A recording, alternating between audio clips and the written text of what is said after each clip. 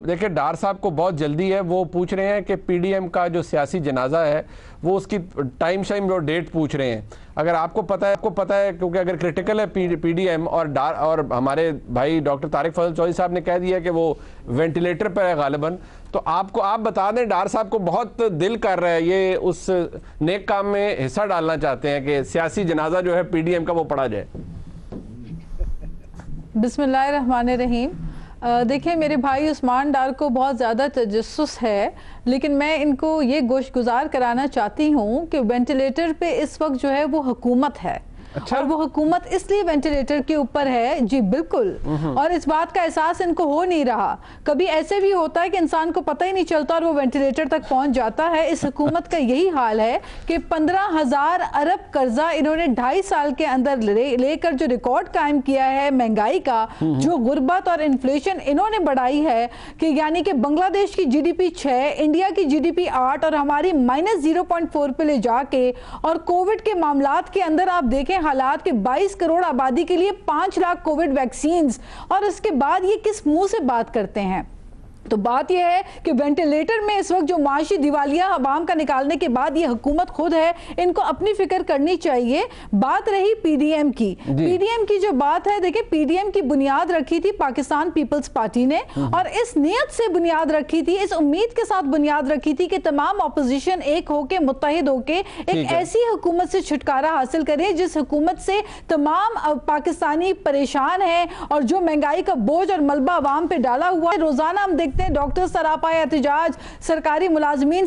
سراپا احتجاج، ہر کوئی سراپا احتجاج ہے، ٹیچر سراپا احتجاج ہے۔ سراپا احتجاج تو حاصل کیا کیا پی ڈی ایم نے؟ آپ نے کچھ بھی حاصل نہیں کیا۔ ہمارے بھائی ڈاکٹر صاحب کہہ رہے ہیں کہ انتخابی مارکے حاصل کیے، ٹھیک ہے، وہ عام آدمی کے لیے کیا حاصل کیا؟ گیلانی صاحب کو سینیٹر الیکٹ کرا کے کیا حاصل کر لیا پیپلز پارٹی نے، اور عام آدمی کا فائدہ کیسے ہوا؟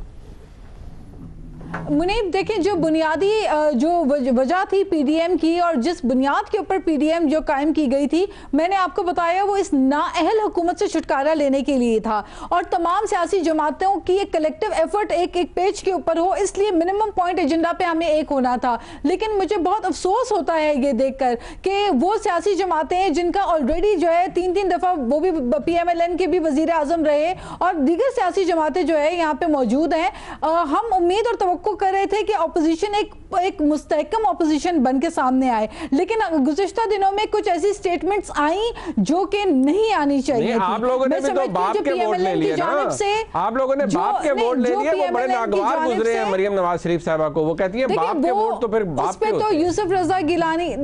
دیکھیں یوسف رضا گیلانی صاحب کیٹیگوریکلی واضح طور پہ بتا چکے ہیں کہ دلاور خان صاحب کی سربراہی میں 4 سینیٹرز نے آ کے ہمیں ووٹ کیا، ہم نے تو کسی کو جا کے ووٹ نہیں کیا۔ آپ ہم سے تب سوال پوچھتے اگر کہ ہم جا کے کوئی باپ کے جو پارٹی کا آپ تذکرہ کر رہے ہیں ان کو ہم نے ووٹ کیا ہوتا، ہمیں تو ووٹ اگر کسی نے اپنی خوشی سے آ کے کیا ہے تو اس کے اوپر کیا اعتراض کیا جا سکتا ہے؟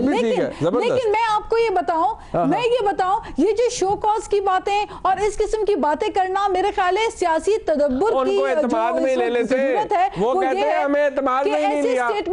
وہ کہتے ہیں ہمیں اعتماد میں نہیں لیا۔ یہ ڈاکٹر طارق فضل چودھری صاحب بیٹھے ہیں، بڑی ذمہ دار شخصیت ہے، وہ کہتے ہیں کوئی اعتماد میں نہیں کسی نے لیا۔ دیکھیں P M L N, Munib P M L N ہو یا پیپلز پارٹی ہو، یو آئی ایف ہو یا تمام وغیرہ جماعتیں جو اس وقت حصہ ہیں پی ڈی ایم کا، ہم سب نے الیکشنز میں جانا ہے، ہم ایک دوسرے کے خلاف الیکشنز بھی کانٹیسٹ کریں گے، ہماری اپنی سیاسی جماعت ہے، ہمارا اپنا نظریہ ہے، ہماری پالیسیز ہیں، ہم ایک دوسرے کی ڈکٹیشنز نہیں لیں گے، لیکن افہام و تفہیم کے ساتھ، احترام کے ساتھ، ایک پیج کے اوپر ایک منیمم پوائنٹ ایجنڈا پہ ایک ہونا۔ ٹھیک ہے، بٹ کیا آج آپ یہ ایکسپٹ کر رہی ہیں ڈاکٹر طارق فضل چودھری صاحب کی طرح، جس طرح انہوں نے ایکسپٹ کیا کہ پی ڈی ایم اس وقت وینٹیلیٹر پر ہے، اور یہ بھی کیا آپ کنسیڈ کر رہی ہیں، مان رہی ہیں کہ پی ڈی ایم فیل ہو گئی ہے عمران خان کی حکومت کو گرانے میں، پی ڈی ایم خود اس کا شرازہ بکھر گیا ہے، یہ تو مانیں گی نا آج آپ؟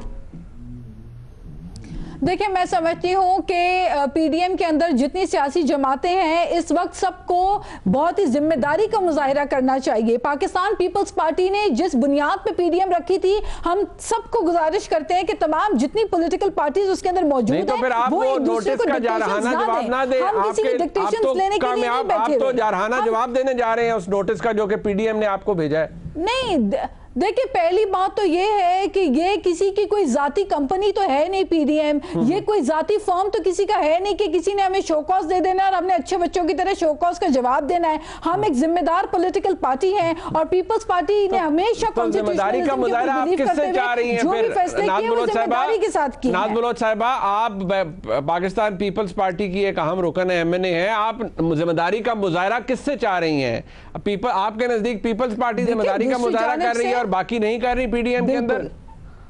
نہیں، دیکھیں پی ڈی ایم کے اندر بہت سی سیاسی جماعتیں ہیں جو ذمہ داری سے مظاہرہ کر رہی ہیں، لیکن افسوس کی بات یہ ہے کہ گزشتہ دنوں میں کچھ جو سٹیٹمنٹس آئی ہیں پی ایم ایل این کی سینئر لیڈرشپ کی جانب سے، فار ایگزامپل شاہد خاقان عباسی صاحب کی جانب سے جو کہ خود وزیر اعظم رہ چکے ہیں، ہم امید نہیں کرتے تھے کہ وہ اس قسم کی ڈائریکٹ جو ہے وہ سٹیٹمنٹس لیڈرشپ کے اوپر کریں اور اس قسم کی بیان بازیاں کریں. اس سے فائدہ نہیں ہوتا، اس سے نقصان پہنچتا ہے. اور اب بھی میں